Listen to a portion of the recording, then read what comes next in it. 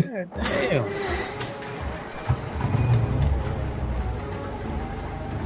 In Memphis, nothing comes easy, and that's exactly how we like it. This is a city built on hustle, on heart, on grit. And at Carway, our rides are built the same way. Tough, reliable, ready for the grind. No games, no gimmicks, just Memphis-style service. Real, honest, and built on trust. Where grit meets grind, you meet your next ride. Carway, grit, grind, and Pink Beetles.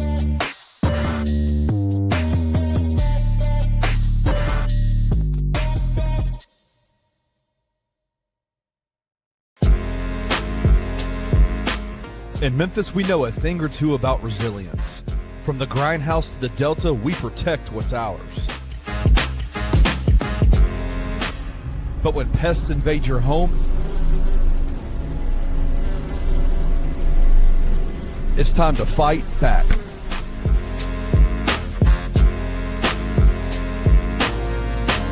Grade A Pest knows how to handle what crawls, flies, and bites. With local experience and guaranteed results. I'm Reggie with Grade A Pest Control. We service the Memphis metro area. That also includes DeSoto and Fayette County as well. Grade A Pest has the entire Mid-South covered. So if bugs and pests put you to the test, let Grade A solve your problem.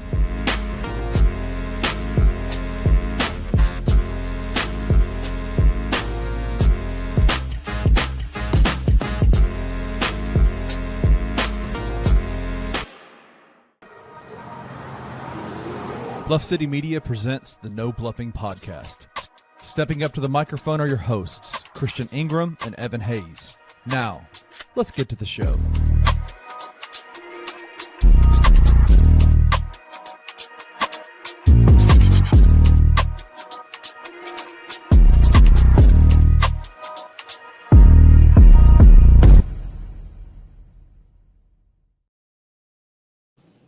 Grizz Nation, what's going on? I am Chris Ingram.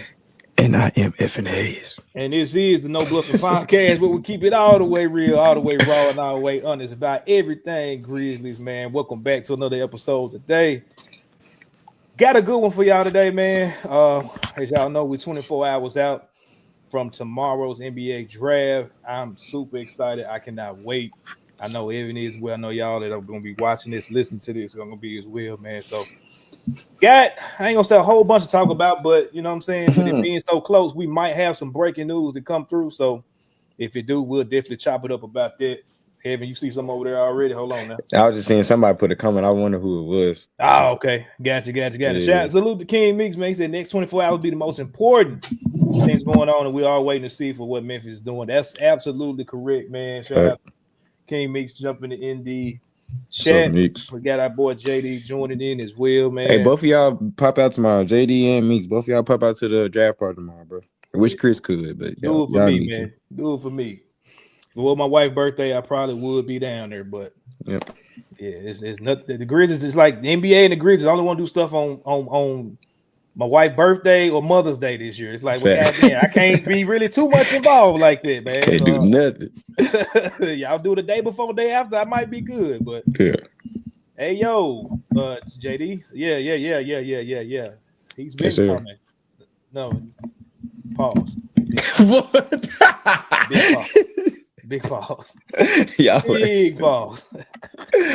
Oh, y'all stupid. Slow down, JD. Slow down. You got too much dip in your chip, dog. Hey, I know you're excited now, but let's not get that excited about whoever we draft tomorrow. Right. Depending on what happens tomorrow, I might be with you, my brother. But right now, let's not talk about that. Mrs. Ingram gonna have a very nice night for her birthday. I got folks watch this show. Evan, hold on now. Slow down. You got. Hold on, man. What we doing? We already off the rails, and it's 5 minutes in. Godly. Hey, we Oh, only got a man. few left, so we can throw You gotta make everything the at best of it, my boy. You gotta make the best of it, man, for sure. Oh, that's funny. But man, appreciate y'all tapping in. Before y'all do anything, make sure y'all give us a follow on Exit. Our handles below. As y'all know, my boy Evan. This is what second to last show we got. Yep, second last. Yep. So yeah, man. If y'all gonna keep up with my boy, y'all got to. Y'all have no choice. So if you haven't already, shame on you. But definitely, if you are new here, make sure you give my boy a follow so you can stay tuned into what he's doing. Yep. With ABC 24. As y'all don't know, if y'all missed last week's show, Evan will be leaving to bigger and brighter pastures, man. ABC 24. I'm so proud of my boy.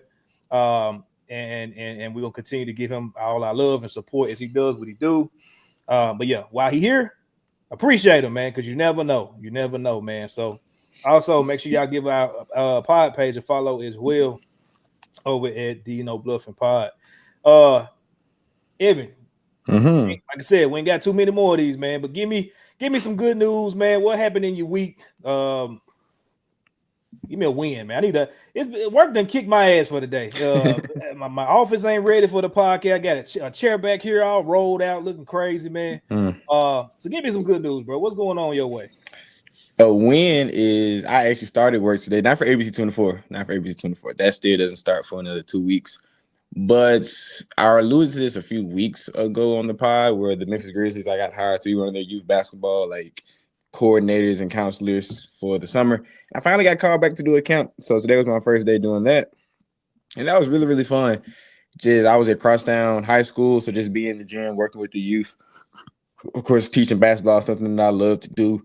Going back from a track athlete to a basketball player, a basketball teacher, just being fully in the mind of basketball outside of doing this in the media aspect is a very fun thing to do. It was funny. A lot of my coworkers, I was telling them what I did. It was like, yeah, we can tell you run track. I was like, well, it's just how your legs and how you walk. It doesn't give hoopery anymore. I'm like, well, I guess it's a good thing. So I took track serious for the past 4 years. But I'm like, dang, I'm away from my roots now. I'm away from my roots. So it felt good to be back in my roots. Obviously church, went to church again. Church was cool. Great, actually. I'm never going to say cool with the Lord, but yes, great. Father's Day. Actually, happy Father's Day to you, Chris. I didn't text you. Happy Father's Day to you, Chris. No, man, appreciate. I got to say so because you get it. What is it now? Tripping about church, bro, because one of my homeboys, I remember this like it was yesterday, bro. We was I don't know, 17, 18. We was kicking it.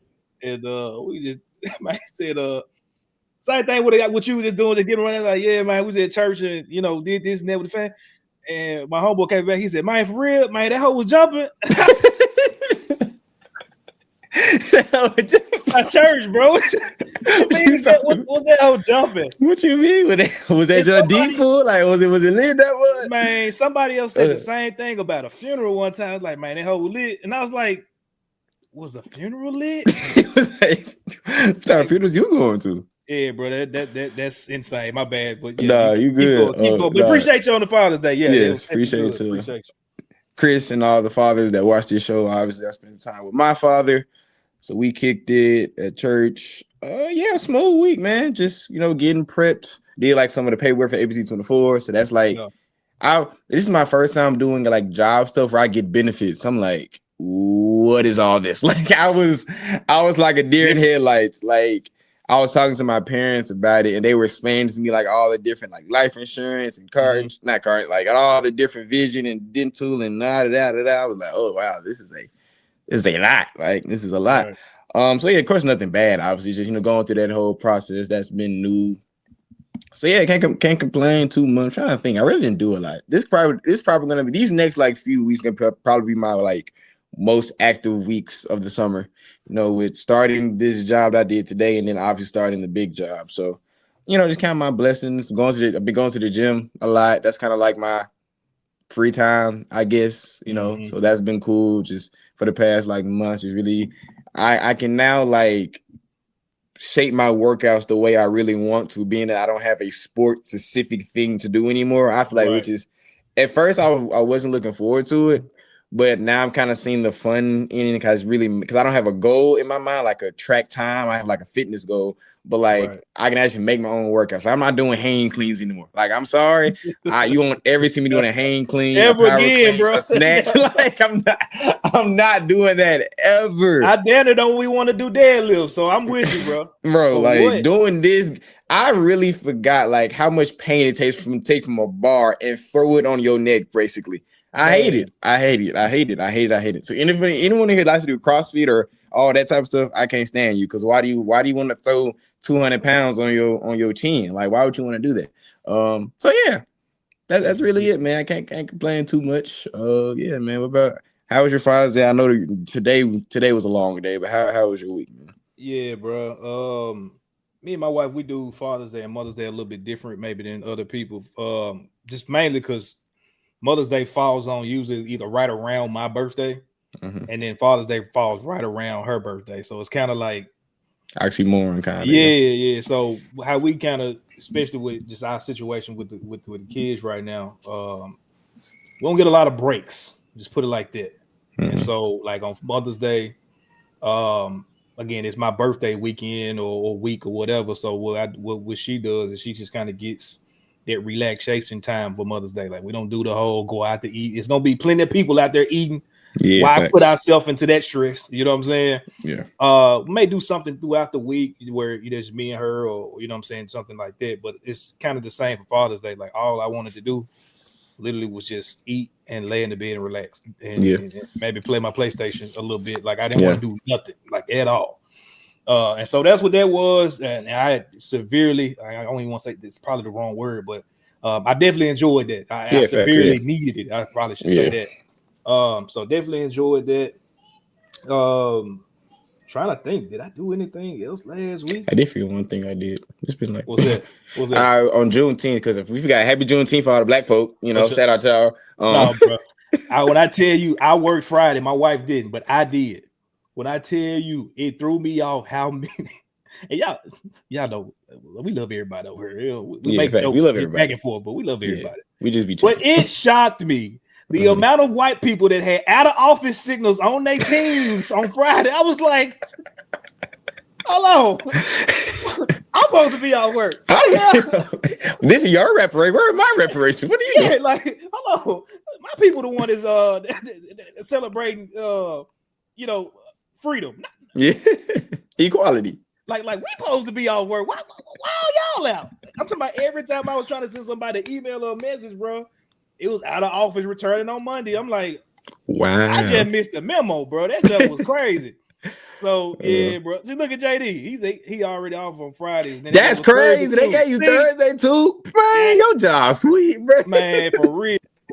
Man, need more like him, JD. God, man, we need more jobs like JD. Shout out to Dyersburg State, Amy Levy. Man, what? As she should, as the African American representative in your family, as she should. Shout out Amy. But no, just on Friday made me think. I just had, it wasn't like an organized thing. Of course, a lot of my family were off. A lot of like the cousins on my dad's side, we just kind of got together.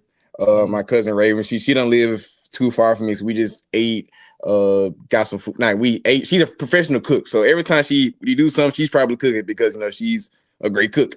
So we just kicked it at the house. I love her and her kids, and we had some other cousins, they little kids, there. So it's kind of, I really realized in the past like 1 or 2 years, I'm like old enough to be like a big cousin now. Like they don't see me as like a kid, because Raven, she's in her like mid-30s, right? And people like her sisters and brothers are like around that age part. But also to her kids, I'm like a big cousin, but I'm not like too like grown. It's like I'm like right in the in-between age. Cousin. Yeah, I'm like the cool cousin, you know what I'm saying? So that's kind of, I'm enjoying the age I'm at right now because I can still kick it with the grown folk when they do grown folk activities. That's all I'm gonna say. If y'all can put in between the lines, when they put the kids in the other room and XYZ. This nigga just turned 21. Look at him. He's happy to the mother. Look at him, man. Across that river, boy. Definitely fun. And then I can still go in the kids' room and just like chop it with them, and they can play, and they still like, oh, pick me up and do this, and just all that type of stuff. Yeah. We watched a Michael movie over there just as a family, so that was cool. So yeah, you said what? Was it good? I still ain't watched it yet. I'm glad. Bro, yes, you need to watch it. Oh my goodness. Remind me yes. that it's now released. I couldn't take the girls to go watch that, so I probably could have, but anyway. Well, I didn't know if Joe was beating on Michael, man. I ain't want my daughter's introduction to Michael Jackson getting beat on. You know what I'm saying? There was definitely a few scenes where there was some domestic child abuse. There was definitely a few scenes like that. So, but I feel like think about it, it's a time skip. So, like after that, it's a pretty chill movie. It's a pretty enjoyable. So I think your daughters will be. I think they'll enjoy it if they know about Michael Jackson, want to learn more about Michael Jackson. I feel like it's a very, very good movie. If you and your wife like the music, I feel like y'all enjoy it. So. We'll probably watch it first, so I know exactly when that scene comes, so we can skip it. Yeah, it's like whooping his ass while he's sitting right there. She's like, "Daddy, why is he?" Like the first 20 minutes is like when he was a child and when that was going on. So after like the first 25 minutes, then the time skips to when he's like a young adult. So, all right, bet you should be fine. What am I finna say about that? But yeah, it's a great movie. You should watch it. Oh yeah, it's on Apple TV. If y'all have Apple TV, y'all can watch it on there. Yeah. I think it's like $25, I think, something like that. So it's better than the 40 we was gonna have to drop, or whatever 50 it was gonna have to be. So yeah, I'm cool. So do that. That's your homework this week, Chris. Have your daughters and your wife, y'all watch it, and then we'll talk about it next week. I think I'm gonna take you up on that. We need something to sit down and just. I'm tired of cartoons, so yes. Learn this lesson. Learn this lesson. There's some history, some Black history right here. Yeah, but yeah, man, that was it. Smooth, bro. Absolutely. Well, man, again, appreciate y'all joining us, man. Like I said, a couple of more left with my boy, and we're gonna enjoy these, man. We're gonna enjoy these last few weeks. We got do have an announcement. I don't even know if I told you yet, Evan. Who's batting next up. We got some strong shoes to fill, but I'm not gonna announce it yet. I'll text you. I me and him. How you forget to text me that? We've been going back and forth, and I mean, you know who it is, but you don't know who it is. If that makes you know who it is. Like I know of this person. Yes, I know. You know the person very well. So. Okay, type for sure. All right. yeah. So why? Okay, for sure. Yeah, I think you. We'll see. We'll just text me now. Actually, just text me now. Cool. Gotcha. Just text me right now. Because if y'all on suspense though, I ain't telling y'all till the day of. Yeah. But Evan will know. Wow, that's funny. Yeah. Do Better Face said my son watched it a few weeks ago and he's been putting on MJ concerts. Hey, it's doing it right. Man, that's my daughters, bro, already with everything else. So that's why I'm like, man, I showed them this. Like, they gonna want every outfit. Gonna want to. Well, you know what? I wouldn't mind listening to Michael Jackson in the car versus the playlist that we got for them now. So yeah, bro. I think it's good for the whole family. Yeah, let me get that pre-watch in so I know exactly the time step, and we gonna make it happen. But yeah, man, I got a good one. We about almost 20 minutes in and start the show. So let's actually get into some talk. But before we get into the sports talk, man, we definitely want to go ahead and pay our respects. Give a shout out, send love to Memphis.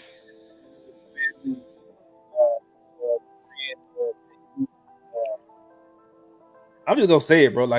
It was a short period if you want to say that. Quick run if you want to say that, extended run at the same time.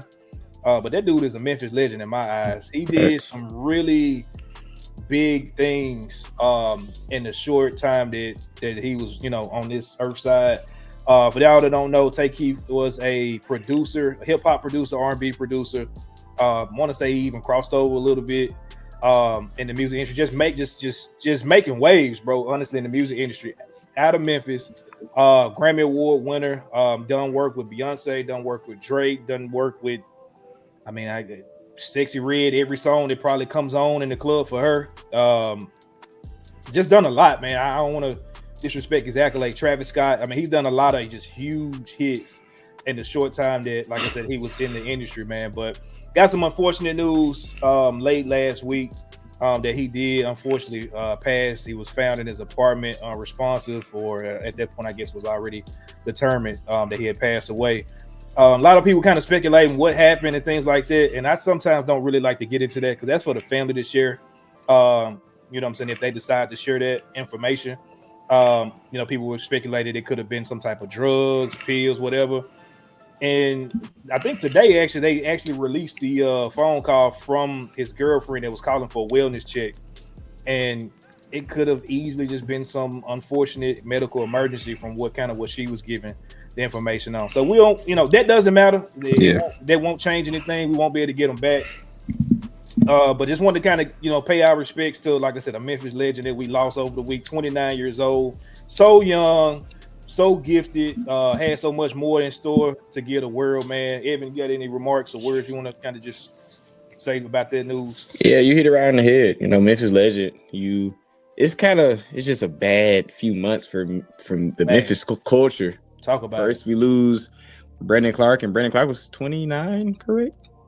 Yeah. Shit. 28, 29, right? Brandon Clark was 29, I believe. Yeah. And now Tay Keith at 29. So, yeah, man, like Memphis legend, obviously, he's probably produced your favorite song for the past 10 years, or one of them, at least, if you're watching. If you're watching or listening. Right. So you just hate to see people with so much promise and it gave so much to the world be taken prematurely. Well, at least in our heads, premature. It's all in God's plan. Right. So yeah, prayers out to him and his family. Obviously, when a young person of this magnitude gets taken away for any type of reason, kind of just shakes everyone involved, everyone that person affected. But of course, it's all about the celebration of life, of what they did, while they were on earth, and the impact they had on the people and their loved ones, not the reasoning why they're not here. Right. So whatever that reason is, I hope, and when the more details come out, I hope it brings some closure to his family. But yeah, man, it sucks. RIP Tay Keith, and I really, really hope his family gets to the bottom of this to see why it's going on. But it's all about celebrating a great man and a great talent that this city produced. So yeah. RIP to Tay Keith, man. Yep. I didn't know him personally. Obviously, he's from Memphis. I believe he went to school at MTSU, I believe. And me going to Austin P, like TSU, MTSU, APSU, like we were like cousins, basically. Like everybody supported, the party scene. And I believe he, DJ'd some parties around the time that he was up there that way. Yep. And so a lot of people that I went to school with actually were like close to him as well. I saw a lot of people like just posting stuff about him that wasn't even from Memphis, videos with him, experience. And from what I gathered, like was a legitimate, just a good dude. Like he didn't seem like he was on nothing. He just wanted to win. He just wanted to have fun. Was supporting people, in everything they was doing business wise, just in life. I saw a lot of screenshots of him giving people support, and it's just like I said, bro. They say the good die young. I don't like using that term, but it does just suck when you do lose people like I said, are looking to be like pillars in the community for real. I think he was involved with a lot of stuff around the city that was up and coming. Just a great advocate for the city, when it comes to the younger generation, man. So it just sucks. It just sucks all around. And like you said, just sending love and light to everybody that's surrounding that family, those friends. And Tay Keith, thank you, bro. Thank you for everything that you did. For sure. Yeah. Everything you did for the music industry and for the city of Memphis. For sure. Well, on to sports, because I can feel myself feeling some kind of way. So let me go on, switch it up a little bit. Yeah. The Grizzlies did get some good news. I hate when it does this. Let me fix that. I hate when it does that, man. I really do. God, Grizz got some good news. I'll just say that over the weekend, man. For those that don't know, it was announced that we are getting a new head of training and performance. For those that don't know, the Grizzlies have been the most injured team over the last 3 years. I want to say like we have broken the record about as far as games lost to injury, as far as amount of players that have played in the same season for one team. We've done all of that. That's not an accomplishment that I'm happy about, and we have been able to. It just feels like it's a different energy around the team right now, bro. From the young guys locking in all over this whole break or whatnot. We got blessed with the number 3 pick. Don't know what's happening with the Ja Morant situation yet, but it just seems like it is starting to be a turn of events. Perfect time in my eyes for a Grizzly rebrand, just as far as jerseys, logos, and all of that. But I'll speak more to that, I guess, when it's when that part is announced. But yeah, Mike Curtis, he was a former part of the staff back around when the Pau Gasol days. Mhm. He's been with the University of Virginia since what is this? 2009, 2008. Yeah, 2009. Yep. So 17 years with them. That means he's been doing his job and doing it well, man. So I'm excited to get whatever the hell was in that building out. Sorry, I hate to see somebody lose their job, but like Jesus Christ, bro, we had to do something different. We had to. So thank you for y'all for getting somebody that looks like they have some stability in that particular avenue, man. What are your thoughts as a track athlete? Yeah, that's really big for y'all, for real. Just what are your thoughts on the hire? Sound like we got a pretty good guy, man. Seems like some UVA fans were actually upset about it a little bit. So what were your thoughts on that? Well, first of all, we have a Virginia connection. You know, maybe Ty Jerome can brief the guys on what he experienced when he was at Virginia, since he had time on this guy. Maybe, you know, they've already started that process of like, okay, I know what this guy did for us, and you know, hopefully because he's been injured a lot lately too. Yeah. But that was last. That was the old staff. You know what I'm saying? So, well, year before that, I think he had some injuries in Cleveland too. He probably did. I'm not mistaken, but yeah. He probably did. But anyway, but yeah, as a track athlete or just athlete in general, I know the differences of a training staff can do to a person's body. Just I'm trying to keep it to a short soapbox about my difference between my undergraduate and my grad school. You would think that I was at Division I school for my grad, they would have better facilities and better treatment and better trainers and things of that nature, like comes to like, you know, health and all that. But you find out I was more injured at my Division I in my NAIA. The difference was because at Alabama A&M, we had a lot of, number one, I don't feel like the head performance staff was that good. They were good, but they didn't care enough. Enough. The ones that actually knew what they were doing, they were good at it, but they didn't care enough. Like they just from top to bottom, and they had a lot of student aides. Yeah. At my NAIA, Milligan University, we only had 2 sports trainers for the whole athletic student body. We had a men's one and a women's one. Them jokers took care of us the best way they could. And I had a pre-existing injury going into it that they treated and helped dang near heal, at least for the time being. It led me to run my best times at my undergraduate. Yeah. And it's just, they didn't have none of the bells and whistles. We didn't have a hot and cold tub like room at Milligan like I did at Alabama A&M. We didn't have like all the different Normatec this and hydro. We didn't have any laser therapy, red light. I'd have that stuff. Yeah. But because they were, in my opinion, better and had more expertise and just took more care into my body as an athlete, my performance was a direct correlation. And I was never able to reach the heights I did in my undergraduate, partially because I was just always injured. I was never 100%. So just, you can see the difference. Just having having different personnel can have a different performance of athletes on the floor, or for me on the track.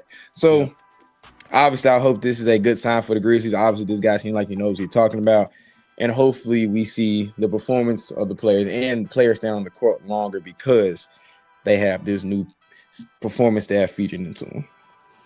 Yeah, I'm excited, man. Salute to our boy Parrish. He said the season before Ty came to Memphis was his healthiest, but been mostly injured before then. Okay, that's probably what it was. I know he had the best of health. Parrish also said he listened to the new Glock today and he was all over. That is insane, bro. That's wild. I need to listen to it then. And it's spooky. Probably I love it, man. Tay Keith and what's the other dude? Bandcamp. Yeah. Man, anything that got them dudes on it, shit, it's riding. So yeah, facts. Man, golly. Yeah, I'm excited for the hire, man. I know a lot of people been calling for I guess you would say they've been calling for the medical team as a whole.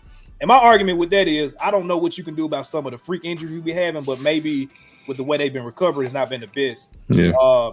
This way, like, it's more so about starting from the root, like starting from the ground up, getting these guys prepared for the season much better than we probably have been prepared in the past. Yep. Try to prevent injury. That's the biggest thing, is prevention. Like, once you got it, you got it. But hopefully he can definitely bring that good juju along with him. Seems like a good guy coming back to a franchise he has history with. So I'm excited for that. It just sucks we couldn't get his ass in here a little bit earlier. I heard people kept saying, "Yeah, y'all don't do this when John leaves." Well, too bad. So sad. As long as we got him here, like, God days, like, as long as we got him here, as long as we future is better, like, I don't care. Like, yeah, we can laugh, we can cry with spoiled milk all day, or are we gonna be better and have a better mindset going into the future? So, and Mike Curtis can't help Ja for jumping over LeBron James. He can't do nothing about that. And messing up his hand in the Lakers series because he wanted to jump over LeBron. Yeah, he can't. Mike Curtis can't do nothing about that. Because I promise you, a lot of people around John Morant told him not to do certain things, anything, and he still does this shit. So Mike Curtis ain't helping there. No, actually, he heard us trying to dunk on AD. I remember that in the first game. It was game 1. He jumped over AD and his hand just bent like a mud. And then he tried to dunk on LeBron the next game, and then he got taken out the air. Like, it's just unfortunate, bro. Some dudes don't learn, bro. Unfortunate. But yeah, dog, we got alternate. Yeah, what you saying? Can't you say your name? My bad. Yeah, I don't go straight up to get Peterson from the Grizzlies. Absolutely not. No. Absolutely not. I actually had to check. I was like, is he reporting something or he just talking? No. Yeah, that ain't happening. But appreciate you coming though, for sure. JD said some people just glass. That is absolutely the truth, man. AD is a prime example. Speaking of AD, prime example of that. If he just could shake his injuries, like literally one of the greatest big man of all time, but he on his ass, a lot too as well. So it just sucked. Mm-hmm. Perry said it was AD he tried to jump over. We'll never get that moment in the fourth quarter too, man. Like crucial moments. The Austin Reeves, I'm him moment. Like that was in the form, bro. Get your ugly ass out of here, bro. He was mic'd up too. They mic'd him up and had all that. Oh my gosh, that irritated me. That game, both of the game ones in the Warriors series and the Lakers series, both because we were both at home. We lost the game at home, and we both frustrated the mess out of me watching. And that's back when I was in spaces a lot, whether talking or listening. And I remember it was around the time, like literally, it was like Lakers, Grizzlies crossover spaces. Mm-hmm. And even before the series started, bro, it was this whole conversation about who's better, Desmond Bain and Austin Reeves. And we was like, hell no, like ain't no way. You know what I'm saying? Y'all even have this conversation, and then Austin Reeves game 1 come in and do that shit. It's like, God damn. Can't win and lose in this mug. I take it back, man. I'm taking it back, man. I'm through. Yeah. But exciting times, man. Hopefully we got some good juju on the way for that hire coming for us, man. But we are going to take a quick commercial break earlier than we have probably in the last couple of weeks. We're going to come back with just talking about some draft news. There's also a couple of other tidbits we may touch on real quick as well before we get up out of here. So make sure y'all stay with us. Keep it locked. We'll be back on the other side of the commercial with more of the No Bluffin podcast. We'll be right back.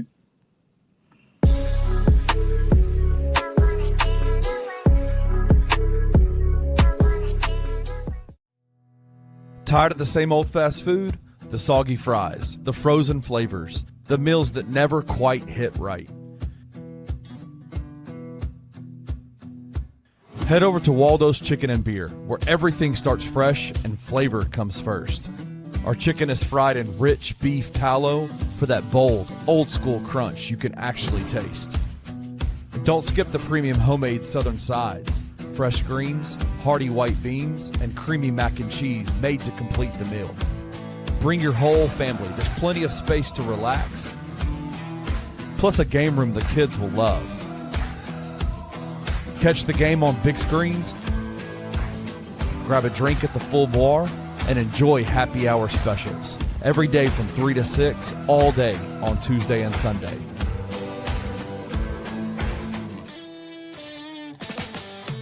Waldo's Chicken and Beer. Real food, real flavor, made from scratch.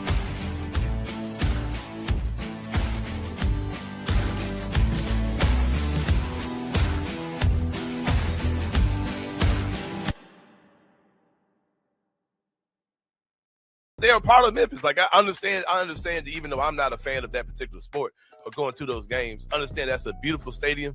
Yeah. It looks great. I think the Redbirds are important. They definitely are a big part of the city. And we're talking about $5 million.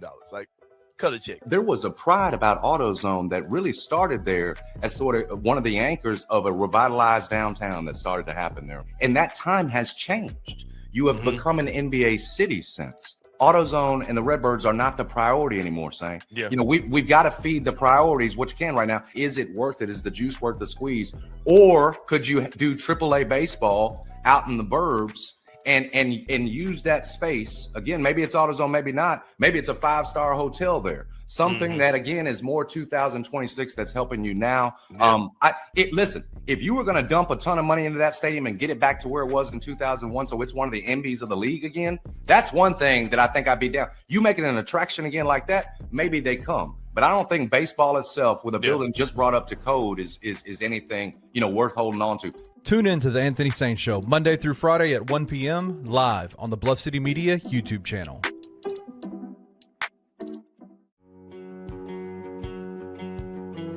In Memphis, we don't just make memories. We make moments. A Memphis-owned brewery where great beer meets great times. Crafted right here for the city we love. Live music, game days, and events all year long. There's always something happening at Grind City Brewing. Bring your crew, bring your energy, and make every night feel like a celebration. Real beer, real Memphis.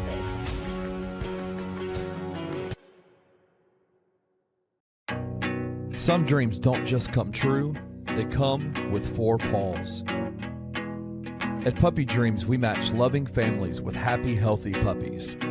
From playful companions to lifelong best friends, your perfect match is waiting. And with our professional grooming spa, your pup will look as amazing as they feel. Visit Puppy Dreams today and meet the one who's been waiting just for you.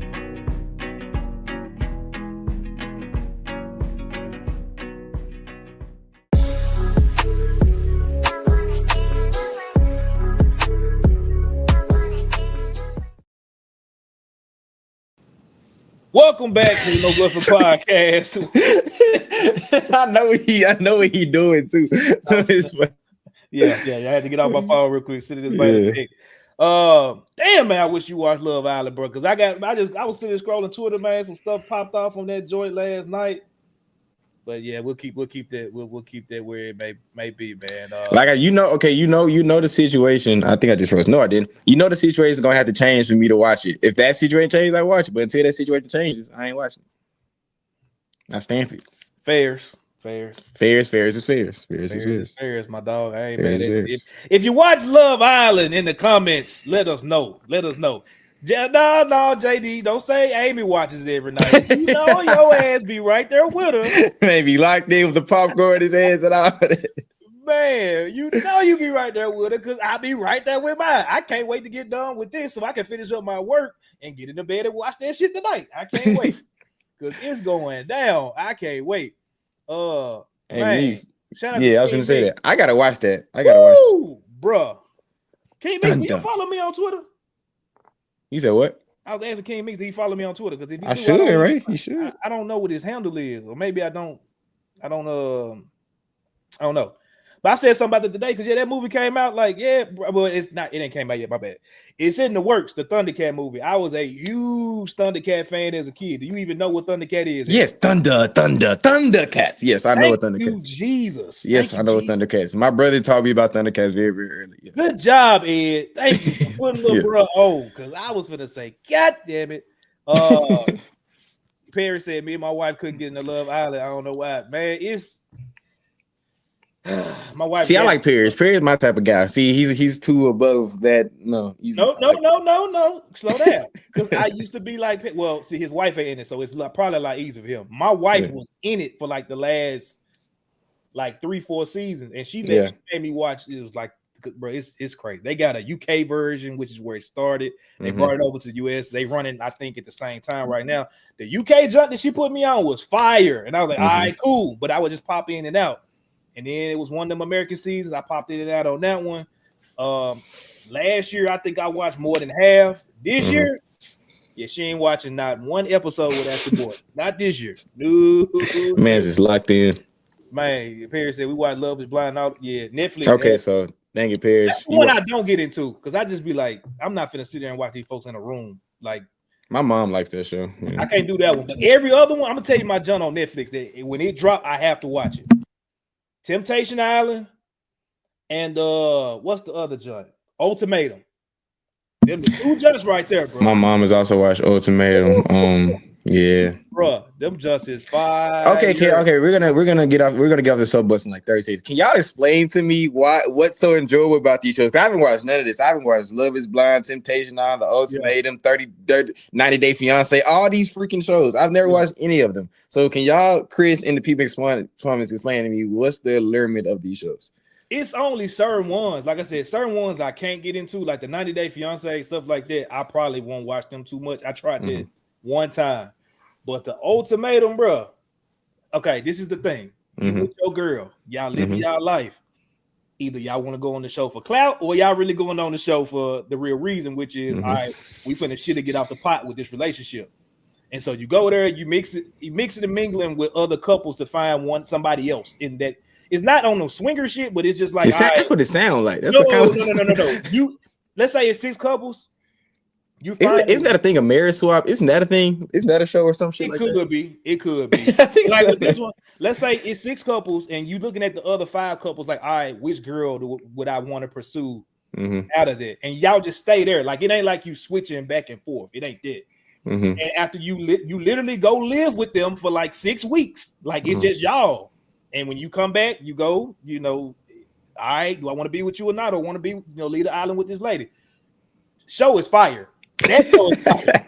And like Barry said, it's really just a way of bonding. Like literally, if I had a long day, man, give me something to drink. I'm finna sit in bed and watch these folks just be messy all day. And Love Island just done turned into like soft porn. So that's what I'm saying. I see it on Twitter. I saw a clip yesterday. One of the girls was just twerking on a dude. I was like, what? He's just sitting in the freaking chair. I'm like, what's going on? Like, what is this about finding a connection, or is he just like soft girl porn at this point? Like, it's off the chain, bro. Like I saw Megan Thee Stallion was in it last year. I was like, okay, that's out of nowhere, but cool, I guess. So like, But again, Paris, you and Chris are both blessed with wives. Maybe when I get there one day, I can understand it. So I understand. Yeah, but it's almost like when we was growing up, bro. Like, what's them shows? Jared too. Yeah, he has a wife. Like, what's that? Flavor of Love, or like The Love of New York, like all them shows. Those dating shows growing up has bred this next wave of whatever this is we watching now of reality TV. So like if you grew up on that, it's like it's a little bit easier. And like Perry said, like with a mate, it's kind of like, all right, we gonna sit here and just watch this shit together because this shit is comical. And you probably sitting there like, oh, that couple crazy. We would never do no shit like that. Or, oh damn, that sound like us. You know what I'm saying? Like, yeah, I feel you. But I could see being single, sitting there watching this shit, not being locked in like I am. Like, no, bro. Because I know dudes, like I know guys that like sit down and watch it by themselves. I'm like, are y'all doing this for the girls, like to get to talk to them about it, or that's like that's kind of sick. Like, cause like Dad, I'm saying that because he on not Dad Walker. Like when I go down to Grind City Media, like he asks me every day, like not every time I go there, he say, "Hey, you watch that Love Island?" Yeah, I'm like, no, I haven't. Like, why would I do it? He was like, bro, you got these new bombshells. It's crazy. I'm like, my boy, what's going on? Like, it's just. It's a show. It's a show, bro. But like JD said, this season these folks been extra freaky. Okay, last question. How far do they go? Like, is it like they be doing the do? Like, is that how far they going, or they just alluded? Like how? Because I ain't trying to watch no softcore porn on a random Wednesday night. Like everything that I'm talking about now is out in the open, so like everybody can see it. Like it's on like some low-key Skate Odyssey days, like stuff we was doing at Skate Odyssey. Type. It ain't nothing worse than that for everybody to be judging. But they do go to bed with their mate at nights. So they be thinking, because it's pitch black in that joint, that nobody see what they doing, but it's a green light. So I learned a new term last night called French frying. I ain't know what the hell that was. French frying. French frying, Chris. Just look at my hands. They would call that a French fry. Okay, all right. Let's talk about some draft, guys. Okay, let's keep it moving. I'll do like Jay Uso and just go to the next thing. Because, like, what are we doing, bro? Like, that was the whitest shit I ever heard in my life. That was like... This dude's... Hey, who's from the new... Y'all got racist bombshells? Oh, that happens all the time. Like, people get kicked off for being racist all the time. They come on the show and people go through their social media like immediately. And next thing you know, they're not on the show no more. And you can pretty much find out. I don't know if she racist for real. But she was at a party and they was all a bunch of Latinos or Latinas, and they were like rapping songs with the N-word in it. I was like, all right, cool. But then when I went back and watched the show, she literally, bro. All right, I'm getting too messy right now, but it is what Way it is. too deep into it, but we here now. We here now. We're here now. Forget it. Love Island segment now. So anyway, she is trying to make her way into the house. So like she has to impress the guys. Well, the first 3 guys, one was a white guy, the second one was a white guy, and the third one he's like Greek. He's something. He's something. Racially ambiguous. Yeah, basically, I guess. Yeah.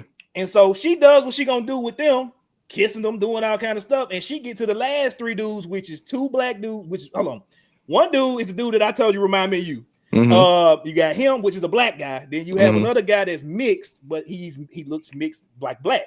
And then the other guy, I don't know what he is, but he like, I don't know if he Mexican, I don't know if he mixed, I don't know what he is. But anyway, like he ain't white. And she basically like ran through them, like didn't give them nothing. And so that already looked weird. So the brothers, she would mess with the brothers for real. At all. Like it's like, bro, you know what show you coming on. One, you know people will get you kicked off for that. But then 2, like, why come here when you know it's gonna be a mixed bag? So yeah. Okay, so this is my last question. This is my last question. Is it like recorded and they like, or is it like a live thing that happens every week? This will make it so lit, bro. So all right, so you voting every See, my wife has turned me into a bird. So, so this is what lit. The show come on like five. What's up, D? It comes on 5. Hey, see, he probably watching too with his wife. He got his wife in the profile picture. They probably watching together too. I guarantee the one watches Love Island with his lady. I guarantee he do. Or if he don't, she literally is talking his ear off about it. Yeah. So look, this is what it is. It come on 5 times a week, and then I think it's what is it, Wednesday and if my wife hear me talk about this, she's literally probably crying laughing. She's gonna run into the room, be like, "Hey, Evan, this what we bro." I think the only days don't come on like Wednesday and Saturday, right? So what's happening is they recording. See, I knew it. I knew it. I'm just blind right now. Like this is just a thing. Like bro, this shit crazy, bro. Oh, this is funny, bro. But so yeah, like so let's say they do something tonight. They record it and they'll show it to you tomorrow night. So let's say whatever happens, you got to vote tomorrow night for the vote that comes on the next day. So like if you voting people off, they will get voted off the following day. So it's kind of interactive in a kind of way, like in real time. It's not something that's shot like weeks in ahead. Like they on the island doing something crazy as we speak right now. You know what I'm saying? Crazy. We'll probably see it tomorrow. So now that y'all here, y'all know what I'm talking about. I can say it. KC reminds me so much of Evan, bro. Like not like they similarly like look a little bit like they could be brothers, cousins, whatever. But the way that KC be talking and just like his facial expression, he don't take nothing serious. I'm like, bro, this is Evan all the way. Y'all tell me because I asked one of my friends about it. So y'all tell me in the comments. Yeah, he did. You did. You definitely did because he know the names of the folks. See, that shit crazy. That's so crazy, bro. Okay, so Jared said he sees it. For anyone else that's watched Love Out, do I remind y'all of Casey? Chris, I looked at the picture. Bro. The only thing I see is the eyes a little bit and maybe the smile. I kind of like we could be cousins, maybe. Brown skin black dude. Now you ain't got your long hair no more, so you got to see like y'all favor. You know what I'm saying? Yeah, y'all favor. I put like y'all don't look exactly like, but the way that he talk, I'm telling you, bro, like his mannerisms, all that. I'm like, bro, this nigga is Evan, bro. Like, he's tripping me out, bro. This shit's so funny, babe. And the girl that she said she don't like him. So I guess he's like an F boy, I guess, because she was like, people don't like him. So KC, is he like an F boy? Hey, bro, see, y'all finna see. I'm on KC's side. Y'all finna get me started, bro. Because his girl, Dewan D said he can see it too. So I guess. Hey, I guess so. His girl got everybody mad at him when really he ain't really did nothing wrong. Like he ain't really did nothing wrong, bro. And like she keep telling him, like, be honest with me. Do you want to see other people? And he'll be like, well, you know what I'm saying? Slick dude. Are you sure you want to see other people? Because like if you do this and do that, so it's like you trying to like aim him to do something else. And when he finally keep it real, she be mad all the time. It's like, bro, y'all don't Love Island. Y'all are literally there to just fuck off with other people the whole time. So like you being upset is crazy. Like they literally be kissing each other in the mouth on every single challenge, bro. Like what are you talking about? I don't get it, bro. Yeah, bro. She definitely is. Like, Yeah. Me and my wife, we be having arguments about her for sure. All right, man. I ain't got all sweaty and hot laughing at y'all about hilarious. This shit is gun funny. This is see this is why me and Chris, we don't got too many episodes of this. We just gotta kick it and just talk shit about whatever. For real. So like I have no problem with this anymore. So it's just like JD said I got 30 minutes, man. We gotta wrap up. Cause the show is coming on. Now I gotta put the kids to bed before we get on there, man. I need no distractions. And you know what that show? I can't let neither one of my daughters coming in watching that mess. It's over with. No, you can't watch that. Oh, no. Hell no. Terrible example of how to be a lady in today's society. Terrible. I'm gonna enjoy watching this shit, every bit of it. Let's talk some Grizzlies stuff. Before we do that, Love Island Grizzlies. We gotta vote somebody off the island of the Grizzlies, man. Who are we voting off, bro? We gotta make some room for some guy. I ain't even line you up. I ain't texting you did not. Nope. But we gotta make some roster space before we get into the draft stuff. We need roster space. Yes, we do. We got a lot of log jams. So off the cuff, like you ain't prepared none of this. Nope. If you gotta pick 3 guys that are either cut, traded, waived, whatever the hell you want to do it, how you want to do it. You got to pick 3 guys on this roster tomorrow to make way for the new guys, new talent, whatever the case may be, bro. Who getting voted off of the Grizz Island, bro? Who we kicking off this mug? Number one guy who y'all should know who I'm about to say, because I've been advocating for this guy to get off my basketball team for the past year and a half.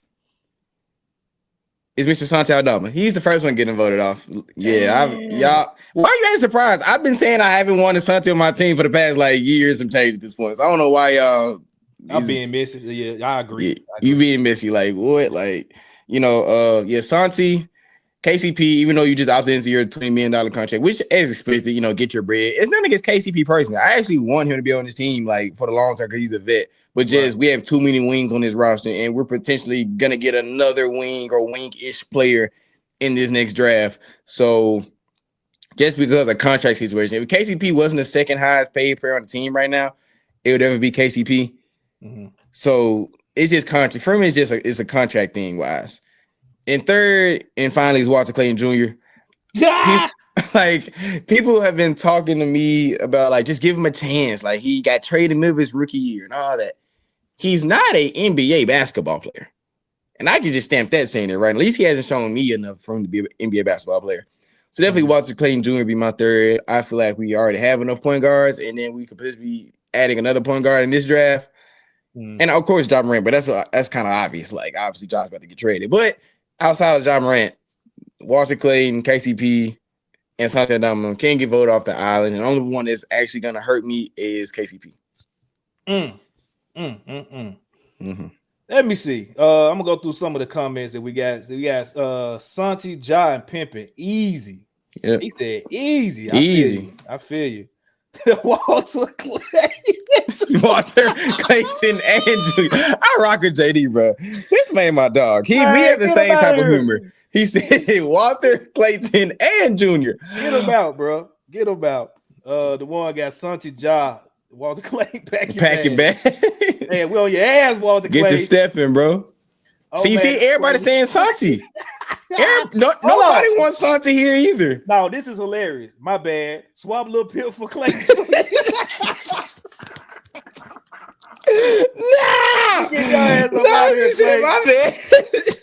Gigi Edie said, well, maybe. Oh, man. Facts. They're too fast, man. You hurt my heart real quick. All right, I'm with you. Yeah, facts, D. I don't even know about that last one, but I'm with you on the first 3 for sure. Yeah. Oh man, that's so funny. He said, "My bad, hold up, Stanty man. No one wants something. Clayton, get them boys stepping, bro." Santi, the medical staff, and Clayton. Clayton, you getting popped no matter what, my boy. You got Parrish said, Ja, KCP, Walter Clayton. I want to ask you this. So people rock with KCP. I kind of like that because I like KCP. So I'm glad they know what I'm saying. He ain't my first, second, or third, but that contract is big. That contract huge. Pause. I just saw something Iman Shumpert was talking about his sources. He on ESPN. He was saying his sources are telling him that Ja is basically untradeable right now. Whatever, that's his sources. I don't he believe speak that. on what he. Yeah, that's what he's saying. He said that Ja, if in the event that is true and that he does not be traded, that he should just go out there and go have fun with the draft pick. He really tried to finesse us too, because he's from Chicago and he wants Chicago to get Boozer, so he was telling us to take Wilson. You ain't slick. But are you prepared if that is the case? I don't think that's gonna happen. I'm just saying, in an alternate universe, that Memphis does not get the deal that they're looking for. They don't just dump him for nothing. Are you prepared that might be a likely scenario? Or I ain't gonna say likely. That could possibly be a scenario night one. I'm prepared because I talked about this on the GP show a few weeks ago. That is the outcome that, if we're just talking about from a basketball perspective, fits the Grizzlies the best going into next year. Imagine a starting lineup. Whoever, let's say in a wild case scenario, we can get AJ, Peterson, or Boozer. No matter who you draft out of those three, it fits with Ja Morant on the roster. Like, this is the most perfect situation you could be if you're Ja Morant, if you didn't burn the bridge that's already been in Memphis. So not only am I prepared for the basketball side of, not the logic me thinking with my brain and with my heart, the basketball fan of me wants that to be the case. Because if you want to, just let's go to it just for the sake of argument. Let's say Gigi said Boozer, Edie. That's a dog lineup. You got Ja said AJ DeBunsa. Whoever you wanted the four. Santi, forget it. Edie, still raw, even though I don't want Santi here. Let's say two. Ja, Darren Peterson, Gigi Jackson, whoever you want the freaking four. And then you can throw Said and Gigi as my 3 and 4. And Edie. And we still have a great basketball lineup. If you throw any of those lineups out next year, we are a 45-win team easy. And that's giving us a lot of room to grow. So not only you said what? How many games y'all playing? Again, we're talking about basketball perspective, and we're gonna say Ja. We're gonna say basketball. I have to say assuming health. If Ja is not being the R word, you gotta be. He gotta play 6 of them at least in a row, man. Goddamn, we got a new staff, man. Come on, fuck with me. If Ja can give me 50 games, just give me 50 games. I'll take 50 games at this rate. Ja can give me 50 games. Might said just 50. Look, we got 20 last year, and we got 47 the year before. What do you expect, Chris? Just 40, goddamn. This makes it just 50. Look, 50 is in a perfect world. Shit. So if we wrote out Ja, let's say 45 games, he could play half the season. That's still a cold team that can push for a 4 or 5 seed in the playoffs. So basketball wise, it would be lovely, but we know that's not gonna happen. Are you not worried about the potential toxicity though? Because my thing for sure. That's what I'm saying. This is the only scenario where like it's all sunshines and rainbows. If Ja Morant, I don't feel like Ja Morant has the emotional maturity. You better. Hey, the comments, y'all have been like on one all day. I really appreciate y'all. Y'all have been on 10. But yes, I am worried about the toxicity because I don't feel like Ja has the mental maturity or fortitude to actually play ball and be a professional and play with the number 3 pick who more than likely is the guy who's going to take his face to the franchise mantle from him and just be a professional and play ball. So again, basketball wise, it makes perfect sense. But when you throw optics, emotions, logic into it, it is not a good situation for Ja Morant to be on this team. Bro, I can't stand KD, bro. That shit had me crying after the show last week. Everybody said he turned. Everybody said he turned injuries off and still getting injured. He turned injuries off and Ja still got hurt on the game. Bro, that's not funny. I should not be laughing at this, but that shit is hilarious, bro. Yeah. And all in all, like people be taking that shit wrong, bro. I really want that man to pull it together. I really want him. Yeah, me too. Whether it's here or elsewhere, bro, I really want him to just turn it around, bro. Like, I'm still gonna root for him if he's on another team. I said in a group chat a couple weeks ago, just that pain in my chest that I feel when he's not playing or the BS is going on behind the scenes and all of that. I just don't want to be a victim of that no more. Yeah, I love to watch him on League Pass or ESPN or Peacock. Like, I'm gonna enjoy the basketball regardless, and I don't want to never see nobody fail. So like, we joking, but like, I hope we put together, bro, for real. Yeah, I hope. I would fairly be a fan of Ja Morant. I'm just way for my basketball team. I'm way past the shenanigans that come with him. Yeah, that's what it is. That's what it comes down to. As long as Ja Morant is healthy and playing basketball anywhere, I'll be happy. It's just not going to happen in the Memphis Grizzlies uniform. Yeah, I think if taking them out the situation to answer the question I asked you, I think my 3 would definitely be Walter Clayton 1. I'm gonna be honest, bro. I'm not a believer in Taylor Hendricks like that. Me neither. I'm not like. I think it's a waste of time, honestly. I'd much rather have Omax for the simple fact he's just an energy guy, a glue guy, connective piece. You can keep on this roster. He's gonna keep the locker room upbeat. Taylor Hendricks may not say a word the whole year. It looks like he don't like to talk much at all. So nigga said don't talk. excuse me. Yeah, I think I would probably throw his name in the hat. And then third, it's tough because how I give it up about Santi, but I think you could probably either keep him around for a little bit as a trade asset.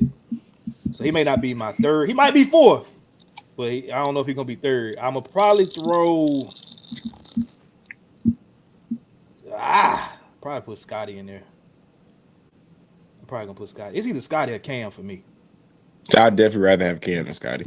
Because my thing with Cam is Cam is a luxury item. Like he's one of them things. Like if you got a team that's about to or that's trying to compete, you need a Cam Spencer on your team. But if you're a team that's not about to compete and you have log jams at the guard position like we do, like he's not a starter.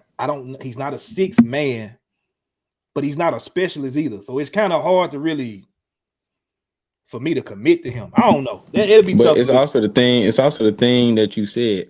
I can imagine a situation a year or two down the line that Cam Spencer may be only getting 13 to 10 minutes a game on the year, but it's gonna be one playoff game where he get hot from 3 and make like 4 threes. Yep. And he'll win us a playoff game because you have him on the roster. I'll rather bet on that happening than Scottie Pippen Jr. going for 20 or going for 25 in a playoff game and him winning us a playoff game.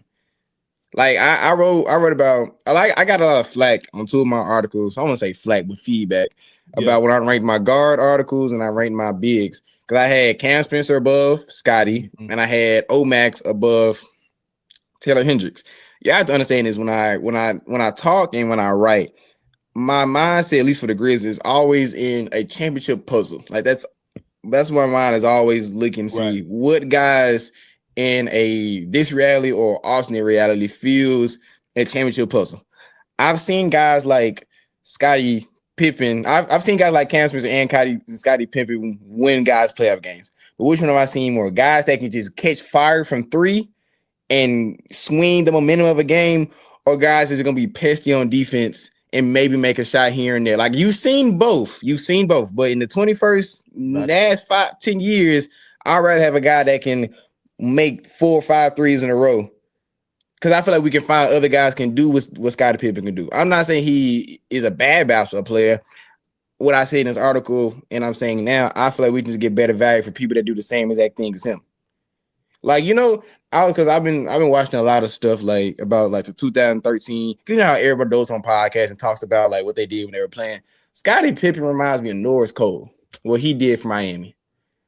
Absolutely. Yeah, I can see that. He's Norris Cole. He's Norris Cole. Team. Yep. Mm-hmm. And if this was 2013, Scottie Pippen would be great for this team because he would be Norris Cole. Yep. But in 2026, his value isn't as high because it's not 2013 anymore, and the play and the style of basketball has changed so much. I don't know about that, bro.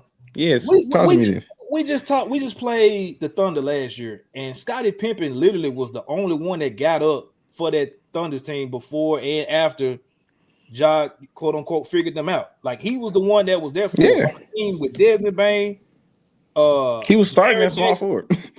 Exactly, and that's my thing. Like, if he gives you what he gave you in that playoff series, and the other 3 just get their head out their ass or don't get injured, it's the Thunder. But like, it's a whole different series competitive wise.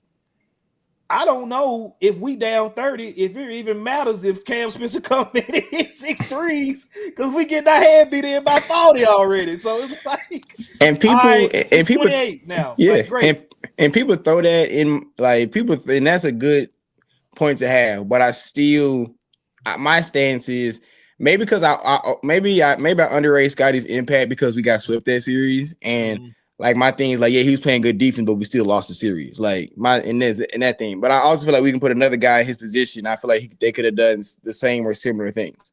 Like at least from my perspective, he was playing great defense. defense. To win the series. You said what?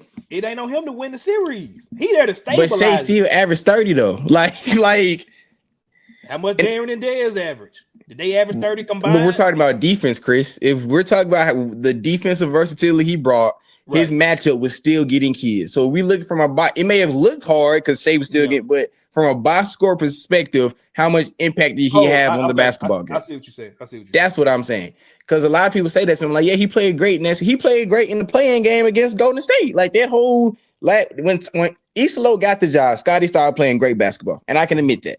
Yeah. But again, when I looked at, I know I'm going against one of my Cardinals fans just looking at box scores. But when I look at the box score and I rewatch some of those games, I feel like we can plug another guy in that position. He can have the similar, if not the same, impact to Scottie Pippen. I feel you. That dumb stuff too. For that, he should be expedited off of that anyway. Like, thank you, Paris. Damn. But we're just in all seriousness. Kick Scotty at the Villa. Damn. That pissed me off. The game, this team would be a lot different right now if he didn't throw that dang dumbo behind the back pass. Anyway, I just want a guy that can come in and shoot the ball in an elite clip when it matters. Yeah. And at least Cam has shown that he's not afraid of the moment. He may be streaky sometimes, but he ain't never gonna nut up and not want to shoot the ball. He's not gonna not give effort. I'm not saying that Sky does either, but which one of those two would I have? I'd rather have someone that can make 3-4 threes, maybe be a pesty defender, and then go on the bench and do that thing. Because you still gotta take the downsides of Scotty. Like people love to throw out the OKC series in the last 9 games of Eastlow and the playing game against Golden State and all that, and against Dallas. Like people love to throw those things out there, but people still don't. They fail to talk about the bonehead plays he made where he just over dribbles a lot. How outside of those past 15 games of last year, he did not shoot the ball incredibly well last year. It was still some times where he would foul a little bit. Like you still got to take the downsides of Scotty, where like he turned the ball over a little bit too much for my liking for a backup point guard, and Ja didn't turn the ball over great either, and he's our main point guard. So that's why I like Ty so much. So if Ja, my main point guard, go turn the ball too much, I don't need my backup point guard doing the same thing. Yeah, these are the things that people don't talk about when they try to throw out the Scottie Pippen argument at me. Now I sound like a hater because I'm throwing out these things, but I'm just saying how I see as a basketball player. Like Scotty's a great player. I feel like he will be great for another team. But what this team needs, I feel like other guys, my guy is always Javon Smart. People love to criticize me on that. I feel like Javon Smart can do that. Yeah. For less money, and he's younger, and he can shoot the ball better. Yep. Hey, Javon Small is my guy. If you got to move all these dudes out the way, I mean, it's tough because I want to keep Ty around. Like he would be. God damn, my bad. Like we ain't really had like a for real 6-man. Yes. Since Jared Bayless, maybe. Like. Yeah, JB. Yeah. I want that. I want that on this team, and so like that's why I even threw something out there earlier today. Like, if we don't go point guard in the draft, we need to go find somebody that's decently talented. I think that can run that one, and I don't think it's nobody else on this roster right now that can do that confidently. Even Javon Small, but maybe he can grow into that, later on. But he's PG-3 for me for sure. Like, and that's above Scotty. That's above Cam. That's above. Definitely above Walter Clayton. Yeah. Bro, why we treat this man like a Make-A-Wish kid? Because he's a rookie, but he's a 23-year-old rookie at that. And like people don't talk about that. Like he played 4 years in college. And because he got traded mid-year, we should give him an excuse of why he just played bad down the stretch. Like the guardrails was off. You could have went out there and averaged 50 if you wanted to. Like we were trying to lose. So you stunk it up. For you to go out there and it was that manner, bro. Like it was a lot of that Tyus Jones shit. Like for me, where like even when Tyus was here, I was like, bro, I hate that too cool for school mindset when you on the court. Ty was just so goddamn cool with the basketball. You would never see him dive on the floor much. Like it was just going through the Tyus was hooping though. It was working. Don't get me wrong. Like great assist to turnover ratio and all that. But like people will start. Like we had that conversation a lot. Where like, is he a starting point guard? You know, when Ja was out, it's like, all right, well, they playing well with Tyus Jones, and since he left, he ain't done shit. Facts. So, like for me, I see a lot of that in Clayton, to where like he just looked a lot like he was on cruise control too goddamn much for me, and like, no, bro, this was the time for you to go out there and try to take something. Javon Small is the 45th pick, whatever he was, and he out there looking smooth, controlled. The shot was going, like, you know what I'm saying? Shot was hitting, driving to the basket. Maybe being athletic, making plays at the rim, getting putbacks, like just running the offense better. He just ran the offense better, Walter Clayton. And we talking about what he got traded from in the mid-year. But so what? As a rookie. Boy, I said it. Where my boy at? We get you got traded as a rookie. He is poop. Get him out of here. He took the words right out of my mouth. Like, how you get traded during your rookie year? They got his ass up out of there, bro. They saw 40 games you use, like, oh yeah, let's get this joker gone. Yeah, like, bro, no. And you fit. Never mind, be quiet. Yeah, like, bro, I'm cool, bro. Shout out to my guy on Twitter, Spaces Grizz, Grind EJ. He is a gun ho on this. Walter Clayton got to get him a big. We need to see him with Zach Edey. It's going back to the job and the Jared shit. Yeah, like you gotta have this to be better. And it's like, I don't want to go through that no more. I just want guys. I want 5 guys that complement each other, but don't need each other to succeed. Like we've seen these teams that are built for championships now. They just complement each other well. They don't need like it's great to have a 7-5 Wemby. That Spurs team don't need him because he got his little flaws. It's just great to have him as, you know, as an addition, but they got, you know, 7 dudes outside of him that's just great basketball players. So facts. I don't know. The man name Walter, first of all. Like for real. I don't trust no. What 23-year-old named Walter? Man, that you know. Man. I know anyone 25 and under named Walter. They tell me one person besides him. I mean, he is a junior, so you know what I'm saying. I don't care. You know how many people in the league that they dad named them their dad's name, but they ain't go by their dad's name. Yeah, they changed it up. Yeah, that's true. Rayford, Trae Young, Wardell, Stephen Curry, Ray Allen isn't his actual name. I forgot what his actual name is, but it's not Ray Allen. Like a lot of guys. Yeah, that's true. That's true. He could have went by a lot of other things. That's true. And that's the other thing. Like they were tanking too. Utah was tanking too. Yes. Like you got traded from a tanking team to a tanking team. Because they didn't want you. You ain't show shit. Like during your whole rookie year. That was a mean ass voice crack. Like that was a terrible voice crack. Yeah, that was awful, bro. That was bad. That was terrible. Oh man. We've been talking our ass off today, but you appreciate the comments. Y'all definitely keeping us up for sure. And I agree with Paris. Javon Small is a dog. I agree with you. Oh, that's big facts. Keep him on the island, man, for sure. Well, the draft is 24 hours away. I mean, we can just really chop it up, I guess, from what we saw today. Ain't no breaking news came through here. Nah, I've been checking my phone. For sure. I turn my Twitter notifications off, y'all, so I don't see nothing until I go into it. And it's been peace. Amy just said in the crowd. We're sorry, Jared. Maybe you can catch it the last 30 minutes after Love Island go. We're she is seated and ready. I'm gonna be right there with her. I'm trying to tell you, we got to get up off this junk. The draft 24 hours away. A lot of posturing, a lot of smoke screens, a lot of BS, being thrown in the game right now. We talked last week just kind of about the different possibilities as far as players. It was a lot of talk about. Is AJ going to fall to number 2? Is Darren Peterson going to fall to number 3? Is Cam Boozer going number 1 or number 2 to the Utah Jazz? Is Caleb Wilson going to magically, jump up into the top 3 some kind of way? I'm going to be honest. I'm ready for this shit to be over.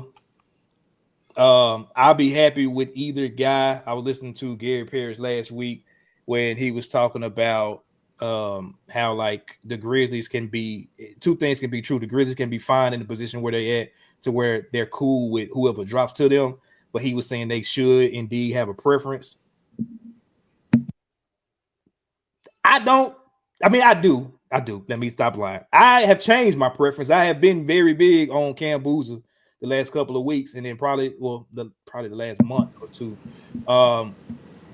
I told some people the other day I would be a little sad if we didn't walk away with Darren Peterson, just because it's been a conversation. Probably no reality to it at all. Like, it probably was never going to happen. But just the fact that it was potential that he may drop to us in some kind of way. I've been talking myself into a 6'6" shooting guard that can literally just score with ease. And it's hard for me to get over that, even with Cam Boozer being the dog that he is. So just with some of the stuff that you've been seeing and hearing coming out of the media today and things of that nature, just what's your thoughts with us being 24 hours out? I feel like a lot of this stuff has been more posture and smoke screening than anything. I'll be very, very surprised if AJ DeBounce is not the first overall pick. Like, I'll be very surprised. Like, he's been number one on draft boards for a long time. I just don't see that not being true. And even if he does, Utah is gonna very, very quickly snatch him up. Like, there's no way that those two, because on the point that you said, I didn't think the DP thing to fall on us. Like, it was good to talk about, but I don't feel like it's a realistic scenario of DP getting past two. Because I just feel like, I'm not gonna say the story that we talked about last week on the air, but the story we talked about, and I bet there's a bunch of stories that's in NBA franchises. But he's still, like you said, a 6'6" shooting guard that can shoot the ball and score from all three levels and is ultra athletic. Right. I feel like he's gonna be that guy where if you pass up on him, he's gonna cost. And my thing just died. He's gonna cost This will get me talking to now. My computer dies because my computer charge is terrible, and then the light goes out, and it's dark outside, so I can't even get the light. So we're gonna really like can't see that, bro. Oh wow, type shit for sure. Yeah, for sure. He's the prospect that's gonna get a lot of GMs fired because you had him at number 2, or if you're Zach Climber, you had him at number 3, but because of the outside noise, you didn't take him. This isn't a Shadur Sanders situation where people because much I love Shadur, and I know you do too. Shadur had limitations at Colorado that were on film. Yep. I know people were saying he should have been a top 10 or first round draft pick, and you can go back and forth on that. But he wasn't undoubtedly the best quarterback in the draft. And just the outside stuff just drained it. Did the outside stuff take a part? Yes, of course it did. But he had clear limitations on the court on the field that you could be like, okay, why teams pass on him? He's not worth the hoopla because physically he has limitations. Darren Peterson is the exact opposite. He's so damn good. People take a chance on him despite the hoopla, despite the dumb stuff. You should. So I don't really see a situation where he falls number 3. So Boozer is my guy, and he'll forever be my guy until not forever, till tomorrow if we ultimately get him. Right.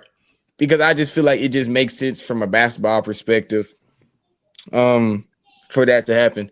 So yeah, I think it's pretty much slow screens. I can't remember who said in the comments, I'm more intrigued what we do at 16. We're about trading up than number 3, because I feel like we're going to get Cameron Boozer, and it's kind of just that on that. So I'm feeling optimistic.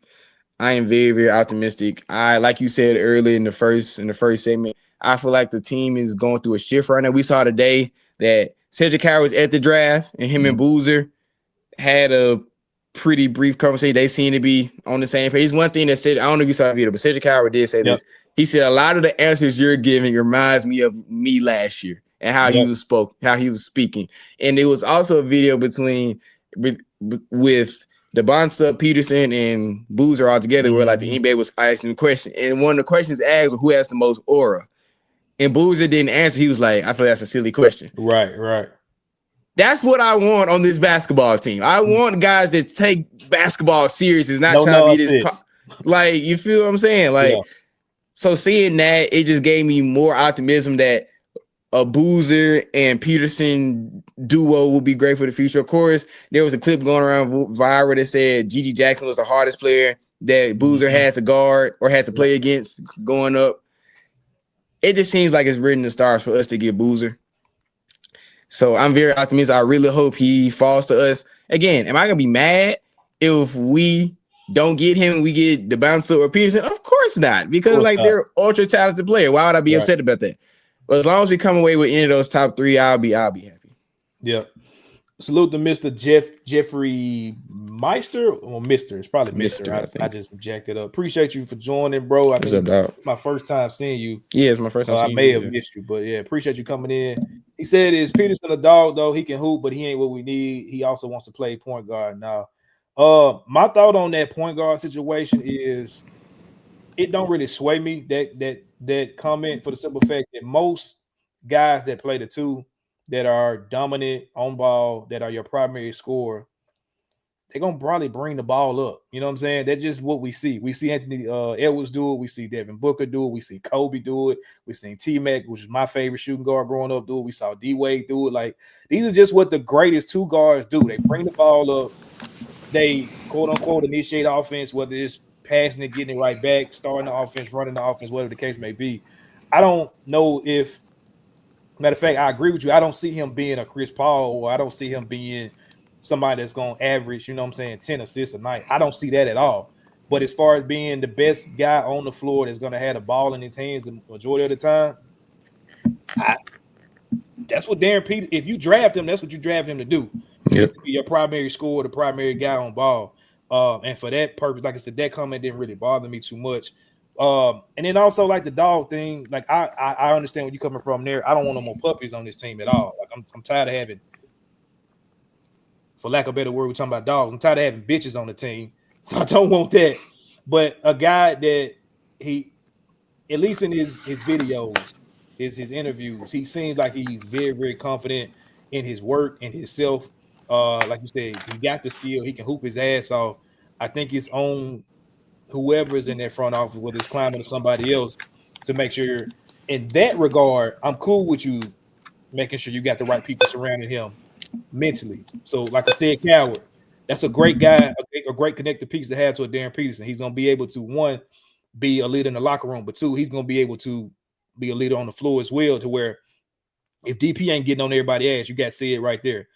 We've seen Zach Edey in moments. He kind of had to kind of work his way into it a little bit, because this has basically been Ja and Jaren's team since he's been here the last 2 years.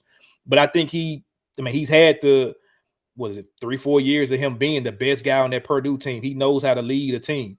And so I think that's going to be on him to also do it as well. So I 100% get what you're saying for sure. I'm sorry, that talent is kind of hard for me to pass on if it's available. And if it ain't, like I said, Cam Boozer, I think he'll be another guy that you probably put in the rafters 10 to 15 years from now.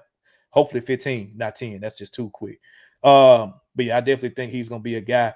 Talking about pick 16, or just the second pick overall, because I don't think the Grizzlies are going to draft 16 at all. I think they're going to move up, whether it's 9. That's been reported. We've been talking to the Dallas Mavericks about.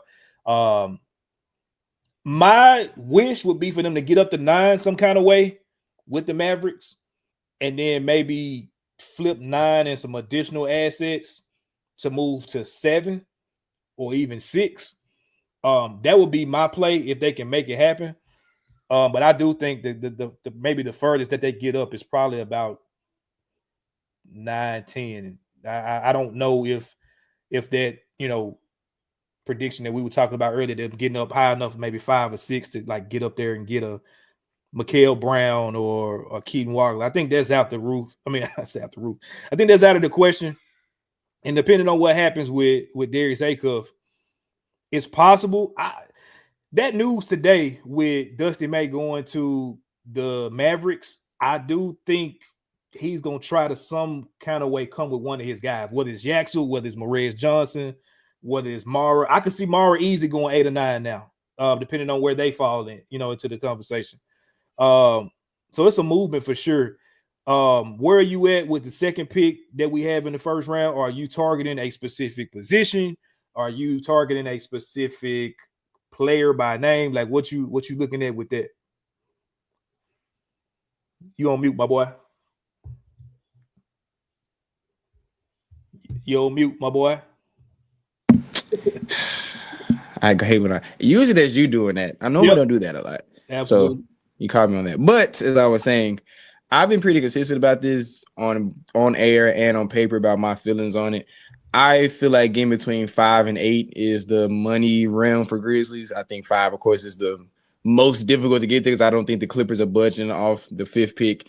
But when you hear things like the 2 guys I want, and this is just I've been consistent, is Darius Acuff or Kenson Flemings. Mm-hmm. To your question, yes. Those are the 2 guys I feel like fit the Grizzlies of what the Grizzlies need going forward. Mm-hmm. And I said this on GP show, and I don't know if you saw me, but I think it may surprise you. I feel like boy. I feel like Flemings fits the Grizzlies better for what we need going forward. Of course, I want Acuff. What I feel like from a basketball perspective, what fits the Grizzlies more, I feel like Flemings the guy. And it's not just because I saw the interviews that he did with Said today. Flemings is more of a floor general. Like, he's just more of a pure point guard than Acuff. Acuff, of course, led the SEC in scoring and assists, which is great, and I would love Acuff. But if you draft an Acuff, you draft a guy like that that's that good at scoring the ball to be one of your primary shot makers. I can see a situation where Islo would have to decide who gets the most shots between Boozer, Acuff, Cedric Callaway, Zach Edey. Like, that just seems like can't be a log jam. You have too many guys that can score the ball. Mm-hmm. Flemings is more of a guy because he played on a talented Houston team, and he showed that last year where he can go off for 20-25 if need be, but he can also take a step back and get you 8 to 10 assists and still affect the game the same exact way. Right. As much as I love that Acuff, he has not shown defensively, and I know I've talked about how his defensive woes are overrated. He has not shown with his passing and his defensive side of the ball to impact the game as much as Flemings. And I'm saying that as the biggest Acuff fan on this network. Right. So if we get between 5 and 8, I feel like those guys are in the question. The other guys, LeBaron Fine, those are 3 guys that I feel like if they walk away in a Grizz uniform, I'll be happy about. And with some of the rumors that I heard that some people in NBA circles are worried about Acuff's circle, like they're saying that some of his teammates at IMG didn't like him and all that. Bro, that's so trash. I hate this shit. Like, you didn't hear nothing about that at Arkansas, bro. Like, why do that? Is that I don't get why people bring it up like during the draft time. Like, I didn't really see the point in that. But again, you never know what these guys know. You know what I'm saying? Like, you never know. I feel because Cal and his players. I let him get it off, JD. I let him get it off. You're an Arkansas fan. You don't count, Jared. He know we all, at least us 3. We've all been about right there, tit for tat. Yeah, we remember right there because he's an Arkansas fan. I was an Arkansas fan. I was a satellite Arkansas fan this year. Yeah, but yeah, I'm gonna let him get it off. It's my boy.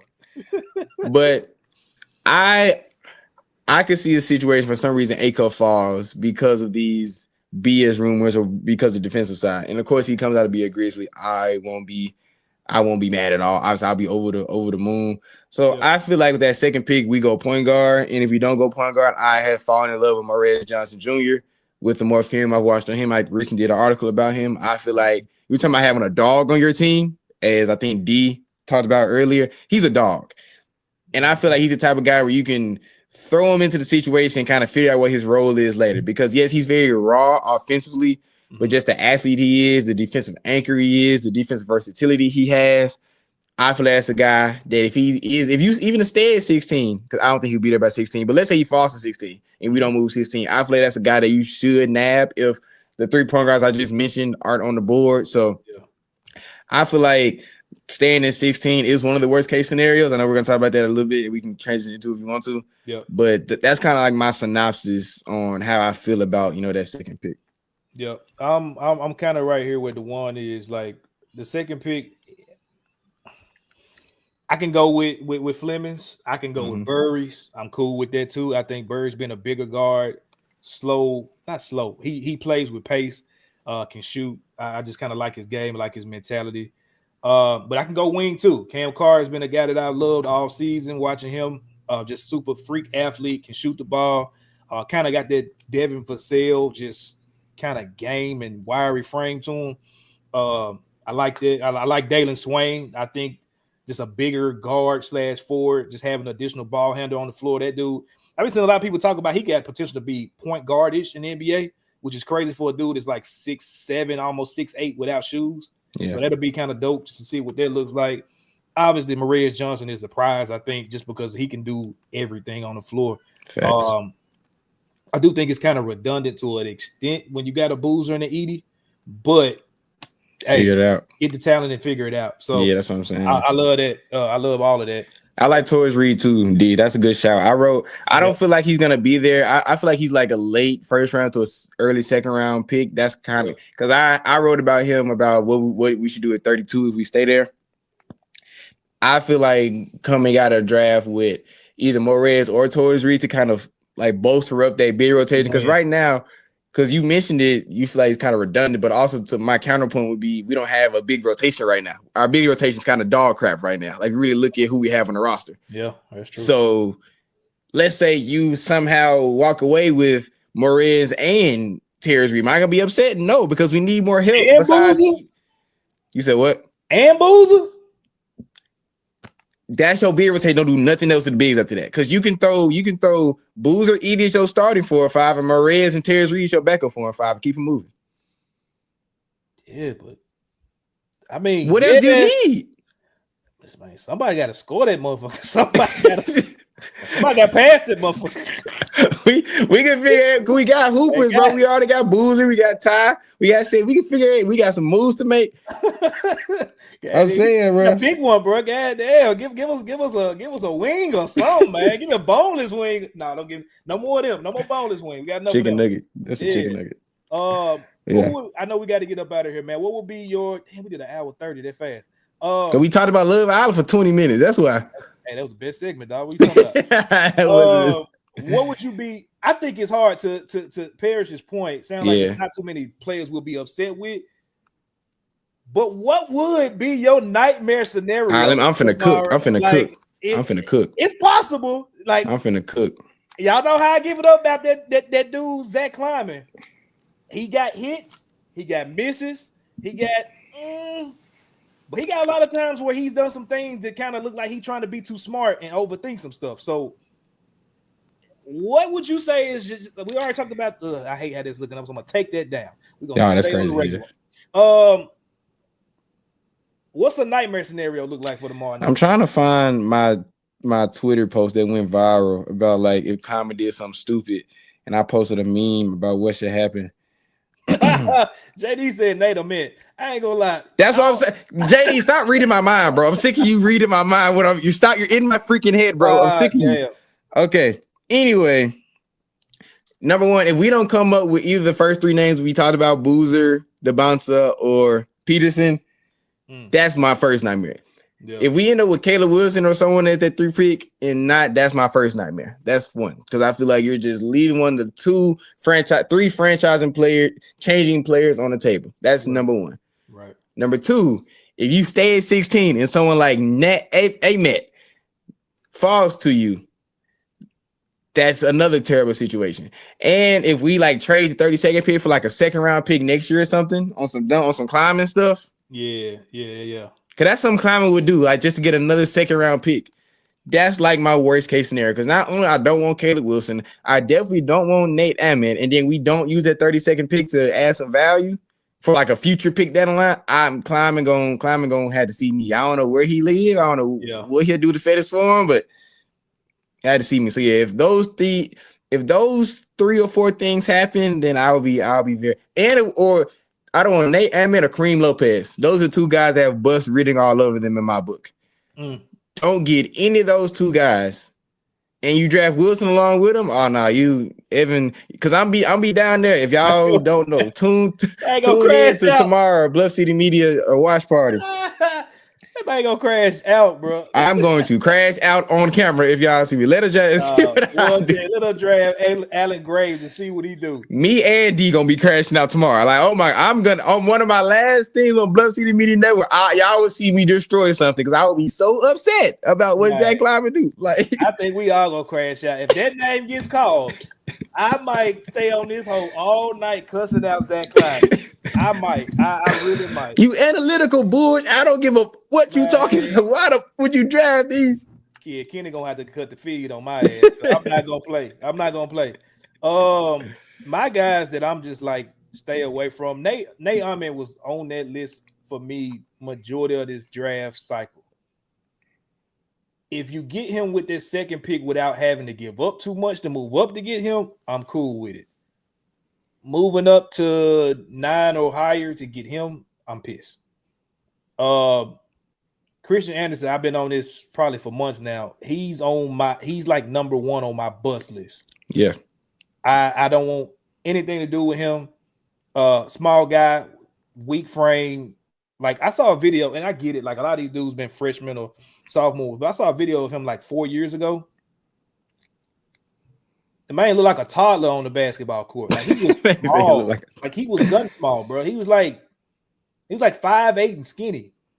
And I think that's when he had first got like a Michigan offer or something like that. So he was hooping, but like, bro, you was just 5'8", and now you just got like 6'1". And it's like he still, the way he passes the ball, like it hurts. Like he's putting too much effort to pass the ball like a child. And I'm just not ready to see that in the NBA. Like you can get away with that shit in college, especially as a 2-year college player. NBA, they picking that shit off, bro. Like I'm just not impressed. So he's high on my bust list. Him, Steinbach, I saw a little bit during the college season, but I don't know if I wouldn't be happy if that's the pick. I'll just say that. Especially when you got guys like Mo Johnson. I would rather have what's his name, Yaxel or Mara or I would love Mara. Other bigs are in that range. Shit, give me Tarz Reed over Heinbeck, really. Facts. I'd rather have Tarz Reed, and he's a winner too. I would love Tarz Reed. Yep. Bennett Sturts. What's the other little white point guard? The other one. I get them two mixed up so much. The other one. I can't remember right now. Braden Smith. I think that's the one I get mixed up with. Yeah. Purdue, I think. Which I heard he had a really good workout with the Grizzlies. I won't say too much other than that, but I heard he had a really good workout there, so that kind of scares me in that regard. I also don't want last thing, and I know people been saying like we stay at 16. Chris Sinak. Yeah. No. Get the fuck. No. I also don't want Ibuka or Corey. I don't want him right to Stanford. A lot of people been overrating him. You crazy. You play ahead because that man ugly. You stop. You gotta stop. I feel like it's a drop off outside of other. Like I'll be mad, but I feel like we missed out on all those other guys. We could have drafted them and pick Ibuka over them dudes. I'll be mad. If you stay at 16 and come away with him, I'm not mad. If you trade up for him, I'm a little pissed. I feel you there. My thing, if you trade up to get him, then I'll be mad. We pissed. We both about to beat somebody. we finna fight somebody. Parrish, I disagree with you. I wouldn't be mad at Jane Quintons. I think, his injury bug does scare me, especially like what he saw to come on where he didn't want to finish on that right leg. I think it was right knee that he was. So that does scare me. But I feel like as a raw prospect, I can see him being a very good backup for Edie. So I disagree with you slightly on that. If because I think they're gonna trade up from 32 as well. I don't think they're gonna sit at 32. Like you too close to the first round. I think you get a guaranteed contract or something like that. So it makes sense if it's a guy that you like. I said if he falls like 26 to 30, all right, cool. Go get Quains. I don't know if I would get him with 16, but if you can get him like moving up with that 32 pick, I'm all for it. And if they do that, I would let him just like red shirt. Just let him just heal up the whole season. Don't rush him out. We ain't trying to win too much anyway. Yeah. Just heal up. I would love to have him in that regard, but I ain't taking him with 16. That's my man. Anderson is not fast. Like what? Like this is gonna piss Evan off. Like his ceiling is Mike Conley. That's his ceiling. I don't know what his floor is, but that's his ceiling. Like you're hoping and praying that he is prime grit and grind Mike Conley. I'm talking about mentality wise and game. Like he's gonna need a big to set screens for him because he cannot get separation at all by himself. Like he's not that's why I like Ibuka. Ibuka don't need a screen for shit. Yeah, he can score that mud. Man, I was looking at something. I was like, how I missed this film? Man, he was out there playing like he was on &1. He was at Stanford. I'm like, whoa. Christian Anderson. Him and Chris Sinak, those are the two that and Alan Graves in there. Those are the three that I am pissed if we walk away with either one of them at any spot tomorrow. As long as we don't leave out of that first round with them three, I can deal with it. I can live with it, as Josh say. But anything else, I'm gonna be pissed off, bro.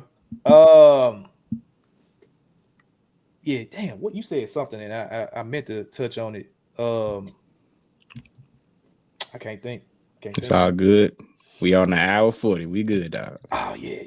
We ain't said enough. Yeah, we ain't said enough. Well, yeah, man. We got. We y'all doing the live draft part. I wish I could make it, but can't make it. yeah. Maybe I'll call in or something because I think they're gonna be actually on live doing something. It said we starting live. We starting live at 7. So it depends on what you and your wife doing at that time.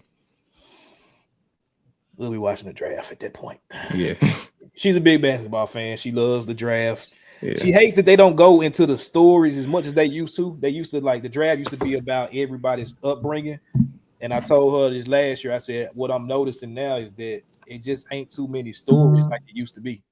Like you ain't seeing a lot of dudes growing up in the hood, got found in a gym and got 2 baby mamas at 16 or that's not happening no more. living in, you know what I'm saying? Or we got VJ Edgecombe for last year. He was good off a generator. That was the last one we had. That's it. We ain't getting a lot more of them no more. It's a bunch of 2-parent household, and I hate to say that because it's like that's great. That's a great thing, but like it's just a bunch of dudes that came up with trainers and social media pages and shit. Here we are. It ain't really much to it because you haven't seen everything else on social media. So, but anyway, that's all we got. Even I would ask you what you about to plug, but I know you ain't writing shit these last 2 weeks. Nah, hell no, not really. Unless I'll see you at that offline. But yeah, not nothing else too much right now. Yep. No Gary Pierce tomorrow because I gotta work, so y'all won't see me tomorrow. Oh damn, man, shooting hooky already. Look at him. Damn, gotta make this money, bro. Yep. Gotta get to that paper. Well, look, man, we're gonna get up out of here. Tomorrow's a great day, hopefully for the franchise. I don't know. Maybe y'all let me stop because I be teasing like we're gonna come out here another day this week. Probably won't. We'll see. Depending on what goes down this week. I think Evan's computer just went dead, so we're gonna end it like that, man. This week, make sure y'all do something that makes you feel good, that puts a smile on your face, that makes you happy, because that's what matters at the end of the day. This week and this past 2 months is really kind of just owning in on that. Take care of yourself both mentally and physically.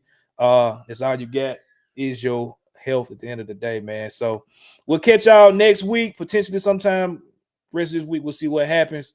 But other than that, take care of yourself, and as we always say, go Grizz. Thank you for listening to this episode of the No Bluffing Podcast. If you enjoyed this episode, like and subscribe to Bluff City Media's YouTube page.